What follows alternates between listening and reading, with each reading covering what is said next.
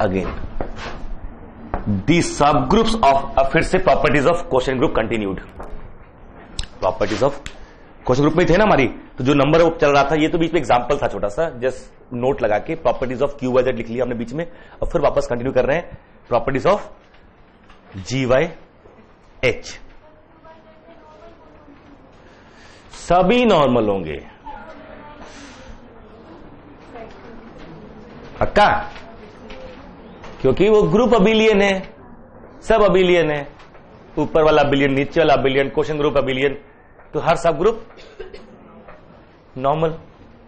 हमने कुछ और पूछा था ना, मैक्सिमल, मैक्सिमल नहीं है उसके पास, क्यू के पास, क्यू के पास मैक्सिमल नहीं है। अभी बता पाएंगे कैसे, क्यों नहीं है मैक्सिमल, दिखाते हैं।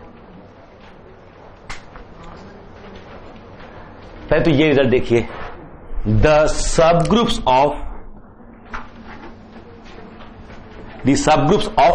जी Y H are of the form K Y H, where K is subgroup of जी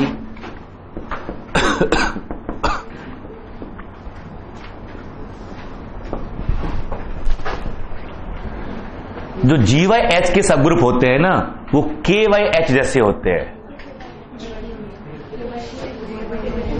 मुझे तो एच ही दिखाई दे रहा, वो अभी भी के Y H. The sub groups of G Y H are of the form K Y H, where K is sub G and H is contained in K. अब सोचिए, हर सब ग्रुप अपने आप में एक ग्रुप होता है। अगर हम जी को भूल जाएं, के पे फोकस करें, तो के एक ग्रुप है, के एक ग्रुप है, और एच के में कंटेन्ड है, और एच जी का सब ग्रुप, तो अपने आप में एच भी ग्रुप है, के भी अपने आप में ग्रुप है, एच भी अपने आप में ग्रुप है। एच के का सबसेट है, तो एच क्या हो गया, के का सब ग्रुप हो गया। क्योंकि एच जी में नॉर्मल है, तो एच को के भी नॉर्मल होगा। अगर एच के में नॉर्मल है, तो के बाई एच भी मीनिंगफुल है कि नहीं है? जो जिसमें नॉर्मल उससे क्वेश्चन बनाएगा।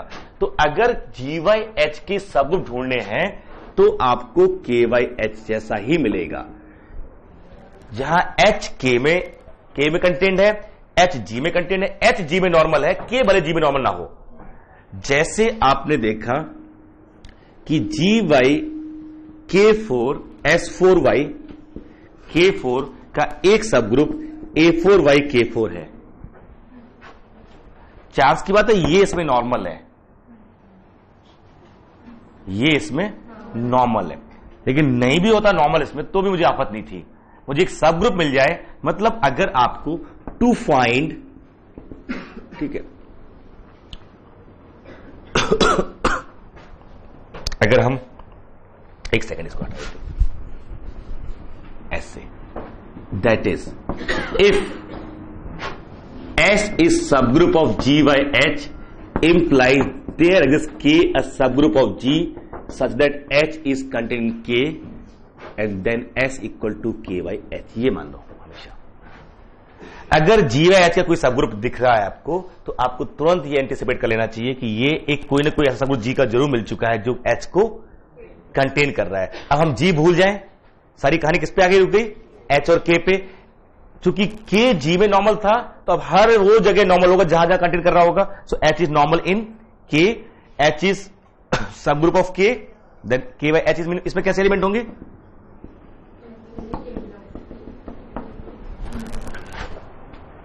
You can easily verify also one step test से ये ऐसा होने वाला है। तो ये सब ग्रुप की बात हुई। तो मतलब ये कि अगर हमें जी वाई एच के सब ग्रुप इकट्ठे करने हैं, how many sub group G Y H, तो count sub groups of G which contain H. तो number of hence number of sub groups of G Y H are the number of sub groups of G containing H। ये बात समझ आ रही है ना कि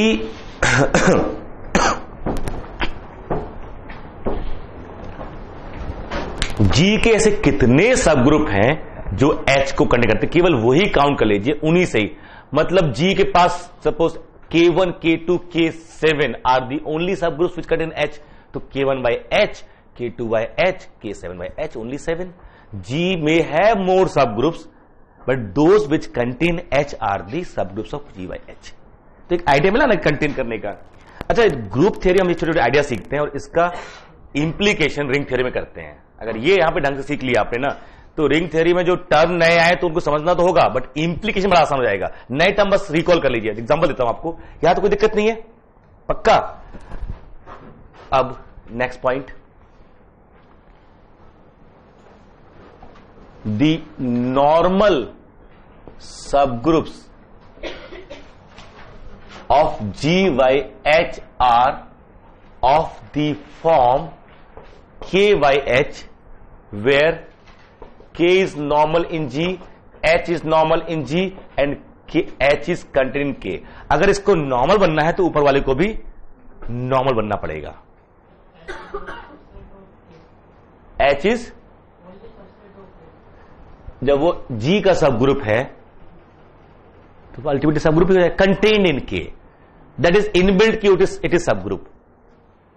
वो G में सब ग्रुप है, अपने आप ग्रुप बन गया।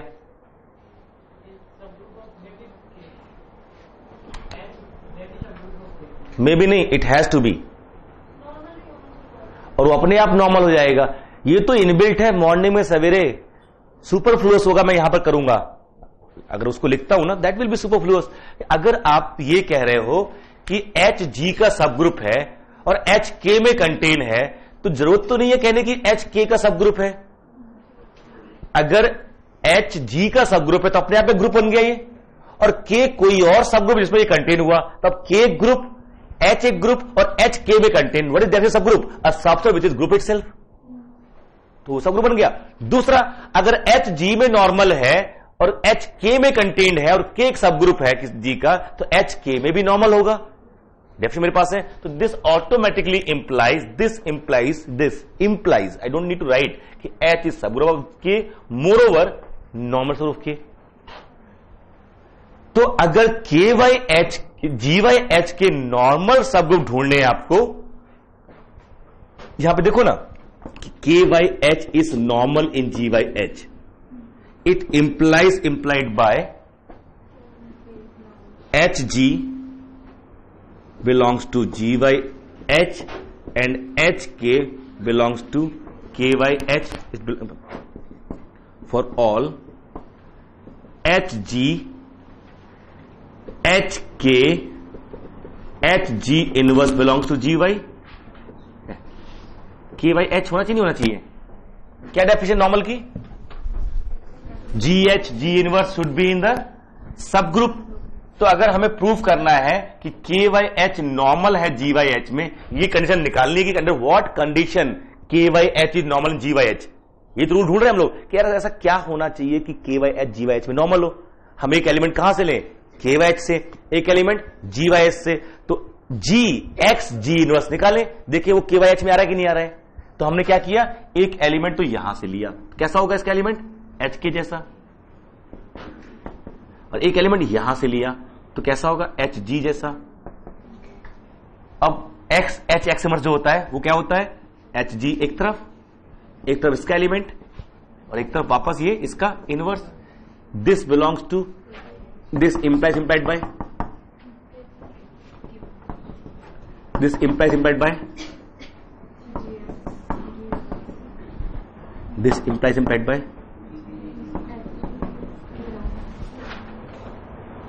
this, implied by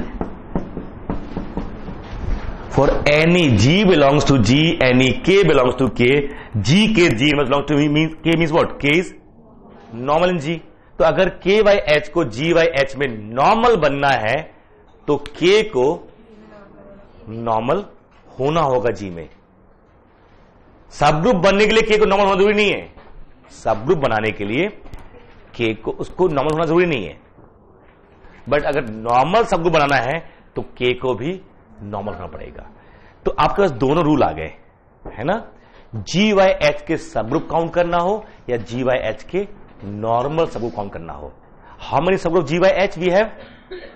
As many as subgroup of G which contain H. How many normal subgroup of G? As many as normal subgroup of G which contain H. तो अगर हम ये काउंट कर ले दोनों तो बड़ा आसान हो जाएगा. जैसे अगर आपको S4Y K4 के सबग्रुप काउंट करने हैं, S4Y K4 के सबग्रुप काउंट करने हैं, तो आपके पास दो तरीके हैं. एक तो S4 के वो 30 सबग्रुप में कौन कौन से जो K4 को कंटेन कर रहे हैं वो काउंट कर लो, एग्जैक्टली सेम. ये तो हुआ ना अभी जो पढ़ा हमने कि अगर आपको GYH के सबग्रुप काउंट करने हैं, how you will count the subgroups of G which contain H. ठीक, एक तो ये तरीका जो अभी भी सीखा, नहीं तो दूसरे का पुराना वाला कि GYH को पहचान लो किसके जैसा है, और वो जिसके जैसा है उसके काउंट कर लो. जैसे हमें पता है S4Y K4 is isomorphic to S3, और S3 के तो पहचानते हो कितने होते हैं S3 का सबग्रुप? 6. ऑर्डर 2 के 3, ऑर्डर 3 का 1 4 और 2 इम्प्रॉपर. नहीं याद किया हुआ है, कर लो, ये काम का है, ऐसा नहीं है, नुकसान नहीं होता. प्योर में इंटरेस्ट वाले को अलजेब्रा में इंटरेस्ट ना हो, मतलब वही आपको देख के बोल रहा हूं, आप हाथ मत खड़ा करो, छुपा लो हाथ, ये अच्छी बात थोड़ी है. अलजेब्रा में रखिए इंटरेस्ट, बहुत काम आएगा. अलजेब्रा थोड़ी सब्जेक्ट है, अलजेब्रा सब्जेक्ट नहीं, मैथमेटिकल का कोई पार्ट थोड़ी है अलजेब्रा. अलजेब्रा ऐसी पंचायत है जो आपको ना बाकी सब्जेक्ट के लिए ना, है ना, एंटीऑक्सीडेंट है. सीरियसली, ये अलजेब्रा इज एंटीऑक्सीडेंट. अगर आपको अलजेब्रा समझ में आती है ना ठीक से, it help you a lot to learn other subject.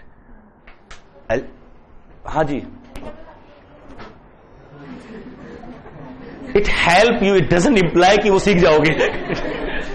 ठीक है, ये इंप्लीकेशन भी खतरनाक है.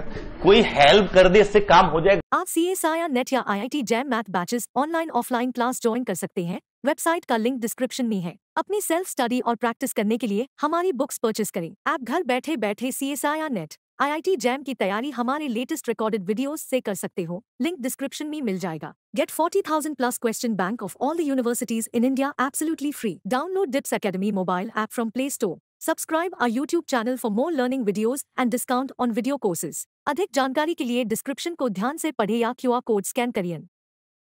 गारंटी थोड़ी है. वो मैंने कहा हेल्प करती है, डजंट कि इट हेल्प यू लर्न नहीं. और फिर एनालिसिस में भी बहुत लोग एनालिसिस अच्छी लग रही है, अलजेब्रा अच्छी लग रही है, मैं देख रहा हूं क्लास में, वो इट्स पर्सनल इंटरेस्ट देन, है ना. Beauty lies in the eyes of beholder. ठीक है, तो वो कौन किसको कैसे एक्सेप्ट कर रहा है वो उसके ऊपर डिपेंड करता है. But algebra as a subject, क्योंकि ये एब्स्ट्रैक्ट है, यहां पर हमें बहुत सारी कैलकुलेशन इन सब की रिक्वायरमेंट नहीं है. We can think without ink. कहीं बैठ के मेट्रो पे सोच रहे हैं बैठे बैठे, चलो दूसरी पकड़ लेंगे, अभी ग्रुप मेरा अभी बाकी है बनना. ठीक है, नहीं तो वी कैन थिंक कंटिन्यूस कि यार ये अलजेब्रा की एक खास बात है कि अभी देखा ना QYZ पे शुरू हो गए, वो तो रोक लिया बीच में, वो तो थोड़ी खत्म होता जल्दी. QYZ is like huge group. वहां पर ना क्यूब ऑफ यूनिटी के साथ जाते, फिर C में इंसर्ट कराते उसको, embedding in C star, embedding in that A infinity और A इन्फिनिटी S इन्फिनिटी, इनमें एम्बेड कराने की कोशिश करते. उसको एम्बेडिंग अभी हम समझेंगे आज क्या होता है एम्बेडिंग. तो ये जो हमारे पास आ रहा है कि GYH का करेक्टर था जो हमारा, उसके बारे में कुछ चीजें पहले मालूम थी हमको कि उसका अबिलियन होना, साइक्लिक होना, या किसी एलिमेंट का ऑर्डर निकालना, ग्रुप का ऑर्डर ढूंढना GYH का, ये सब ढूंढ रहे थे. दो नई प्रॉपर्टी और मिली, उनके सब ग्रुप का होना और नॉर्मल सब ग्रुप होना. तो GYH में एक पास चीजें है कि नहीं है. GYH कैसा है, अबिलियन, साइक्लिक, नॉन अबिलियन, एक कंडीशन खत्म हो गई. उसमें वो चीज मिल रही थी कि GYH अगर साइक्लिक हो जाए तो G अबिलियन हो जाएगा. कब? H जब सेंटर का सब ग्रुप हो. एक ये काम की इंफॉर्मेशन थी. ये देना बहुत कॉमन एरर है. एग्जामिनेशन हॉल में बैठ के आप GYH को साइक्लिक दिखा के तुरंत G अबिलियन क्लेम कर दोगे और H किसी और का सब ग्रुप होगा, तो मार्क्स भी किसी और को मिलेंगे. ठीक है, GYH जो अगर वो साइक्लिक है और इससे आप क्लेम कर रहे हो G अबिलियन है, तो GH को Z का सेंटर का सब ग्रुप होना चाहिए. Very important. और GYH को ट्रिवियल क्लेम करने के लिए H खुद सेंटर होना चाहिए. डन. उसके बाद दो चीजें और देखी, बहुत इंपॉर्टेंट है ये कि GYH के सब ग्रुप और नॉर्मल सब ग्रुप ढूंढना।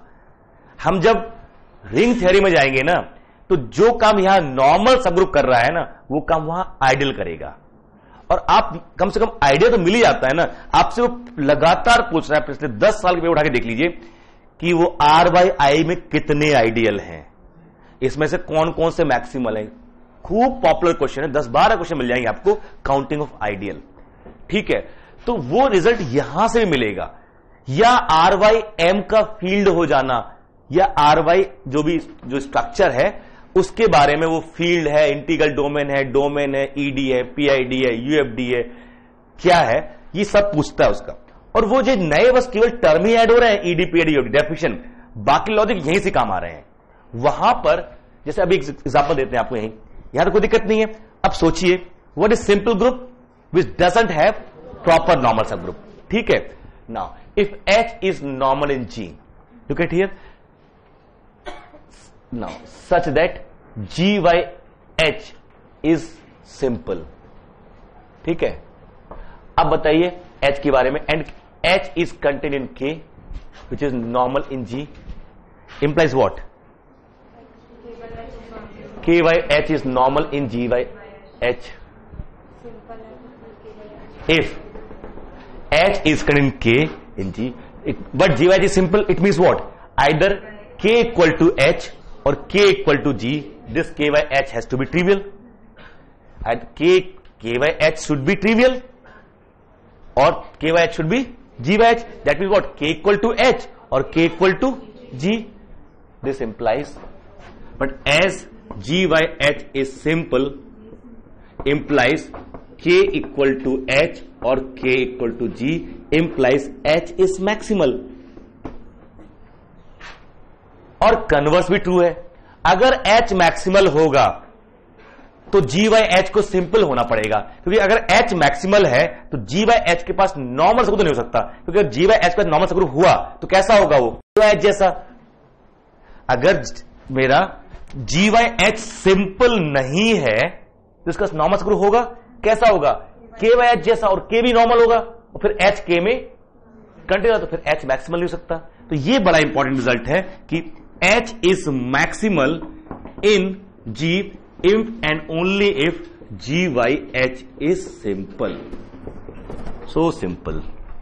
GYH is simple. ये 12 मार्क्स 10 मार्क्स में 12 मार्क्स में UPSC और 10 मार्क्स में नेट जो पहले सबमिट हुआ करता था, दो पार्ट थे, उसमें एक पार्ट ये बनाया था और एक पार्ट रिंग का था। 20 मार्क्स क्वेश्चन दिया था उन्होंने, नहीं 20 मार्क्स के 10 क्वेश्चन आते थे पहले करने के लिए। कुल 45-46 क्वेश्चन में से 10 क्वेश्चन कीजिए और हर क्वेश्चन 20 मार्क्स का होता था। वे है पार्ट्स, 200 मार्क्स का वो पेपर हुआ करता था, सेकंड पेपर, एक सुबह एक शाम को, दिन में बैठ के पेपर दिया करते थे। एक 2 घंटे का 9 से 11 और फिर एक 3 घंटे का ये वाला 2 से 5। 1 घंटा लोगों के लिए बिताना मुश्किल हो जाता था। 2 से 5 वाला जो होता था, 3 बजे तक क्लासरूम खाली, ऑलमोस्ट खाली, 2 बच्चे बैठे रहते थे, 3 बच्चे बैठे रहते थे, कई क्लासरूम में एक ही बैठा हुआ है, जिसकी ड्यूटी लगी है वो गुस्से में बैठा उसको देख रहा है, पता नहीं यही बनेंगे साइंटिस्ट, ऐसे देखता था टाइम की, बस बार बार देख लो कुछ नहीं है तो जमा करो, जाओ क्यों बंद करो। तो ऐसा होता, बट वो 10 में, क्योंकि वो 46 क्वेश्चन है, पेज लिमिटेड है, एक पेज ही दिया जाता था, उस पर उसके अलावा कर नहीं सकते, वो 10 ही पेज है, आपने पूरा लिखा और गलत हो गया, काट दिया, खत्म। अब कहां से लाओगे नया पेज? तो वो अपने आप गलत होने का मतलब क्वेश्चन गया, तो एक क्वेश्चन वैसे ही चला गया, अटेम्प्ट करने मतलब क्वेश्चन गया, तो वो चूज करना ही कौन सा क्वेश्चन उठाएंगे जो कंप्लीटली स्टेप मार्किंग है तो कभी ठीक हो जाए। बट ये, और उसमें भी 5-6 क्वेश्चन पे भी 6 क्वेश्चन पे जीआरएफ मिल जाता था। अगर फर्स्ट पे क्लियर हुआ 6 क्वेश्चन पे जीआरएफ आराम से मिल जाता था, 5 या 6 क्वेश्चन मैक्सिमम।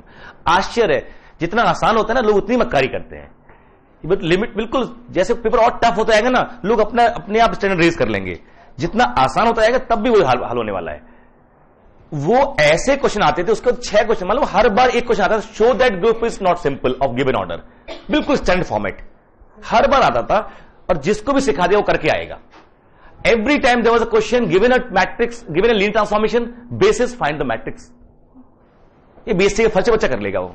एक क्वेश्चन ये भी आता था, मतलब ऐसे 8-9 क्वेश्चन तो ऐसे होते जिनका पता है आने ही आना है, बट वही कि फिर पहला 1 घंटा ढूंढने में कौन से पेज पे होगा, वो 46 क्वेश्चन है, तो वो और थोड़े थोड़े नोटेशन चेंज कर देते हैं, प्रिंटिंग अजीब सी होती थी तो दिखते भी नहीं थे लोगों को क्वेश्चन वो।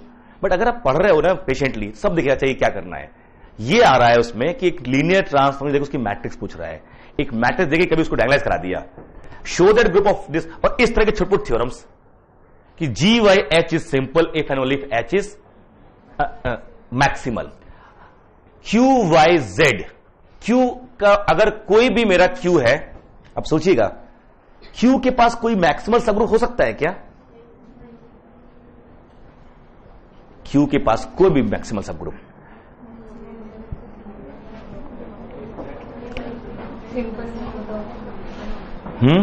For any H Q Y H is finite, for any H Q Y H is finite, H is not equal to Q. कभी हो सकता है क्यू एच फाइनाइट? हो सकता है, सोच के देखो, अगर क्यू वाई एच फाइनाइट हो गया यहां पर, तो किस फॉर्मेट का होगा जो एच आप बना रहे हो, यू गेट योर पॉइंट। तो इसका मतलब अगर क्यू के पास मैक्सिमल आ गया तो क्यू वाई एच को क्या होना पड़ेगा? सिंपल होना पड़ेगा, और infinite abelian group can not be simple, तो फिर क्यू एच को फाइनाइट होना पड़ेगा, फिर क्यू एच अगर फाइनाइट हुआ तो फिर यहां वो आ जाएगा issue, Q H can not be finite. तो सिंपल ग्रुप की जो है मैक्सिमैलिटी से कनेक्टिविटी बनती है। अगर आपको क्वोशिएंट ग्रुप को सिंपल बनाना है तो क्या ढूंढो? मैक्सिमल सब ग्रुप ढूंढ लीजिए ग्रुप के, वो सारे आपको क्या दे देंगे? सिंपल ग्रुप जरा शुरू करें। जैसे एक ग्रुप का ऑर्डर मान लीजिए है 20, उसमें ऑर्डर 5 वाला जो होगा वो मैक्सिमल होगा, ग्रुप अबिलियन है। ऑर्डर 5 वाला होगा वो मैक्सिमल होगा, ऑर्डर 4 वाला होगा वो मैक्सिमल होगा। ग्रुप का ऑर्डर 20 है मान लीजिए और ग्रुप अबिलियन है, तो ऑर्डर 4 वाला मैक्सिमल होगा कि नहीं होगा? किसमें कंटेंट होगा वो? 8 वाले में, 12 वाले में डिवाइड तो करना चाहिए 20 को। तो किसी ग्रुप ऑर्डर 20 है, उसमें ऑर्डर 4 और 5 के सब ग्रुप आपके पास हैं, ये दोनों कैसे होंगे? होंगे मैक्सिमल। तो जी वाई एच और जी वाई के क्या बनेंगे? सिंपल बनेंगे। आप समझ रहे ना कि ये कैसे बनने चाहिए? सिंपल बनने चाहिए अगर ये मैक्सिमल बन रहा है वहां पर। तो क्वेश्चन ये बन रहा है कि मैक्सिमल होना और फिर उसके बाद उससे सिंपल ग्रुप बनाना। अगर ये आपको फील हो रहा है ना, और दूसरा रिंग थ्योरी में यही काम आइडियल करते हैं जो यहां नॉर्मल सबग्रुप कर रहा है। अगर ये कीवर्ड दिमाग में रखा जाए, देखिएगा, अगर मैं ये कन्वे कर दूं कि जो रोल है यहां नॉर्मल सबग्रुप का, वहां कौन लेगा? वो आइडियल। यहां जी बाय एच बनता है, वहां आर बाई आई बनेगा। यहां जी बाय एच बनाने के लिए एच को आर में जी में नॉर्मल होना चाहिए, वहां क्या होना चाहिए? आई को आर में आइडियल होना चाहिए। ठीक है, फिर वहां पर भी ये आप कह पाओगे, वहां भी सिंपल रिंग होते हैं, जिसके पास प्रॉपर आइडियल नहीं है वो सिंपल रिंग है। तो आप कह पाओगे ना कि अगर आई आर में मैक्सिमल है तो आर वाई आई सिंपल है, वी कैन से दिस। और वहां एक थ्योरम आती है कि अगर आर सीआरयू है, आई मैक्सिमल है, तो आर वाई आई फील्ड बन जाता है। सिंपल सीआरयू तो वैसे फील्ड होता है। आप सोचना कैसे कनेक्ट होगा? सिंपल वर्ड यूज किया हमने, सीआरयू यूज किया, जैसे प्लस करते हैं तो फील्ड बन जाता है। Simple CRU field. अगर मैं इसको आर वाई आई को सिंपल प्रूफ कर दूं और वो सीआरयू भी है तो फील्ड अपने आप प्रूफ हो गया। दो थ्योरम है ना famous, mummy theorem, papa theorem, R Y P, R Y M, ये फेमस मम्मी पापा थ्योरम। हर बार एक क्वेश्चन आता है, इनवेरिएबली आ रहा है। इस बार पीछे क्वेश्चन पूछा उसने क्यू एक्स देके और पूछ रहा है कि इसके कितने आइडियल्स इसके हैं, यहां कुछ दे दिया है, इसके कितने आइडियल हैं, ये क्वेश्चन था सिंपल। जी बाय एच को कितने सब ग्रुप हैं? जितने जी के पास हैं जो एच को कंटेन कर रहे हैं। जी बाय के पास कितने नॉर्मल सब ग्रुप है? जितने जी के पास नॉर्मल है जो। अब इसके पास कितने आइडियल हैं? तो इसके पास कितने आइडियल हैं जो इसको कंटेन कर रहे हैं? अगर ये फील कर लोगे आपके पास तुरंत आंसर आएगा। सिंपल ना। उसने ये कुछ ऐसा दिया था, यहां पर एक्स क्यूब दे दिया था, एक्स क्यूब दे दिया था, तो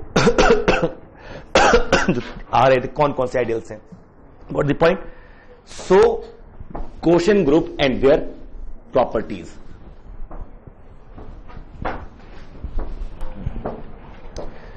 theorems on isomorphism. Next, theorems on isomorphism. एक सेगमेंट ये आ गया, थ्योरम्स ऑन आइसोमॉर्फिज्म। इंडेक्स दिखा दो जरा हमको, वो भी खुद देख रहे थे ना।